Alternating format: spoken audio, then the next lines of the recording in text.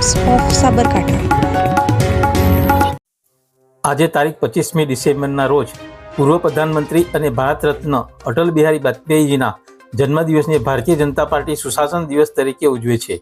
ત્યારે ખેડબ્રહ્મા શહેર અને તાલુકા ભાજપ દ્વારા સાબરકાંઠા જિલ્લાના પૂર્વ પ્રમુખ તખતસિંહ હડિયલ અને પૂર્વ સંગઠન મહામંત્રી અશોકભાઈ જોશીની ઉપસ્થિતિમાં ખેડબ્રહ્મા ખાતે સુશાસન દિવસની ઉજવણી કરવામાં આવી હતી। તખતસિંહ હડિયલ અને અશોકભાઈ જોશીએ વાજપેયીજીના સંસ્મરણો યાદ કરતા કહ્યું હતું કે તેઓ વડાપ્રધાન પદે રહીને પોખરણ પરીક્ષણ કરીને ભારતની આગવી છાપ ઊભી કરી હતી। આ પ્રસંગે ખેડબ્રહ્મા શહેર ભાજપ પ્રમુખ બ્રિજેશ બારોટ, તાલુકા ભાજપ પ્રમુખ હિતેશ પટેલ, નગરપાલિકા ઉપપ્રમુખ રાજેન્દ્રસિંહ ચૌહાણ, કોર્પોરેટરો, સંગઠનના હોદ્દેદારો સહિત કાર્યકરો મોટી સંખ્યામાં ઉપસ્થિત રહ્યા હતા।